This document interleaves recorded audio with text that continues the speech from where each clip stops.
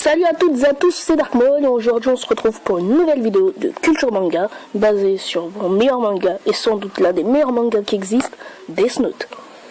Il faut savoir que Death Note était un seinen à la base mais qu'il est devenu un shonen depuis qu'il a été publié dans un magazine pour shonen. Nous suivons dans ce manga les aventures de Light Yagami, jeune étudiant qui trouve ce monde pourri et qui un jour, comme par hasard bien sûr, découvre un cahier de la mort bien sûr. Et Light, comme tout jeune étudiant, n'y croira pas une seule seconde. Mais là, après l'avoir testé à 2 reprises, il comprendra que le Death Note a vraiment le pouvoir de tuer. Et c'est là qu'il décidera de buter tous les criminels du monde. Sauf qu'il y aura un mec qui va s'opposer à lui. Je vous laisse deviner qui. Le meilleur détective au monde bien sûr. Ils sont capables de ne pas croire au réchauffement climatique, mais croire qu'un jeune gosse de 17 ans avec un cahier peut buter toute l'humanité, ouais, ils y croient ça. Hein. Faut y croire. Et elle est un putain de mauvais perdant. Il est froid et est capable d'aller à l'encontre de la loi pour réussir une mission ou une enquête, si vous préférez. Vous l'aurez compris, Death Note est un manga très sérieux qui aborde comme thème la vision de notre monde ou la justice. Quelques exemples qui sont souvent cités sur les forums. Est-ce que Light a vraiment le droit de faire ça? Est-ce qu'elle ne vaut pas mieux que lui s'il est prêt à le traquer sans relâche? Est-ce qu'un tel pouvoir peut-il être remis aux hommes? Et c'est ce que va vous faire penser Death Note quand vous le regarderez.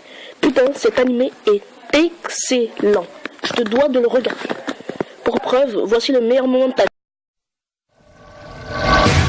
広がる闇の中交わし合った革命のちぎり誰にも邪魔させるわけにはいかないから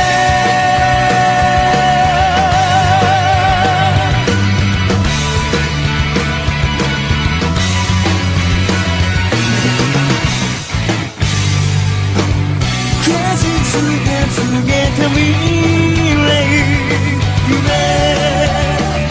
交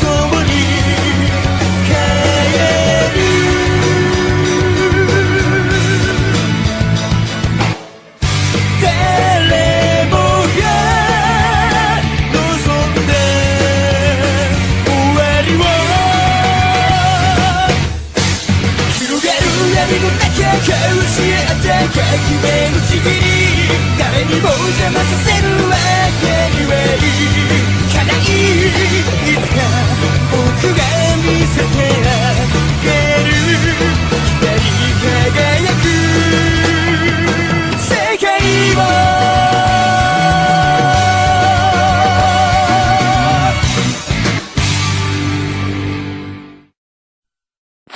De ce point de vue, Light a l'air d'être un étudiant, tout ce qu'il y a de plus normal.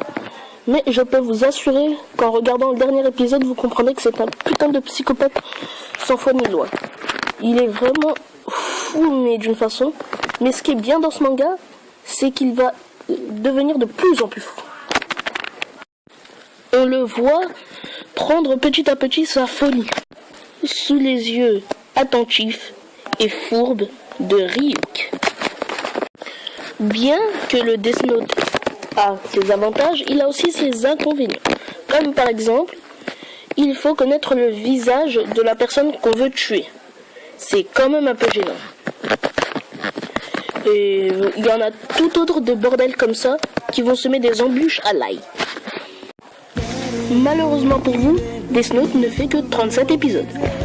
C'est assez long quand même, mais ne le regardez pas comme un gros porc, faites-vous un épisode par jour, ouais ça peut aller. Et regardez le manga car il détient quand même des bonus très intéressants. Voilà, que dire à part que ce manga est magnifique et génial. Il est riche en rebondissements et en retournements de situation. On ne peut le comparer à un autre manga parce que franchement, de tous les mangas que je connais, je n'en vois aucun qui ne lui ressemble, de près de loin. Mis à part Code Geass qui nous ressemble un peu. Et Code Geass c'est plus un Death Note enfantin, franchement. Donc si tu aimes le suspense, l'action, les seinen, alors regarde Death Note, tu vas adorer. C'est tout pour cette vidéo. Je vous laisse un petit moment drôle de Death Note. une ville, sûrement la parodie la plus vue de Death Note qui existe, après Smash. Regardez là, et à plus tard pour une nouvelle vidéo.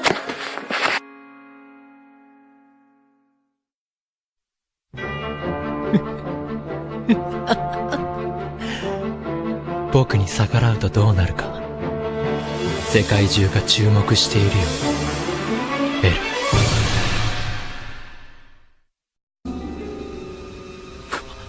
殺してしまった。二人もこの僕が。命だ。軽いはずがない。僕に勝手に人を裁く権利があるのか。いや違う。いつも思ってたことじゃないか。世の中腐っている。腐ってる奴は死んだ方がいい。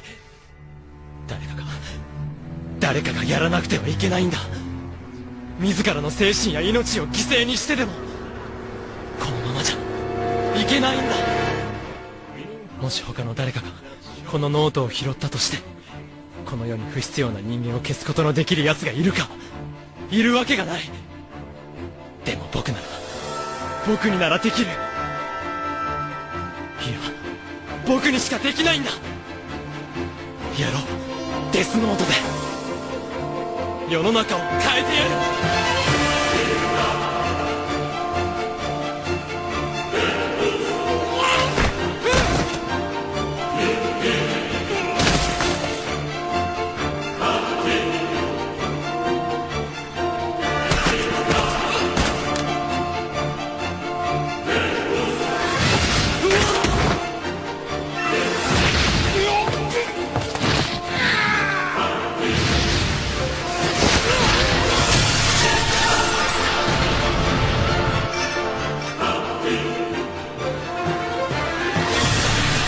まずは地球の掃除と思って凶悪犯の名前を書き続けた。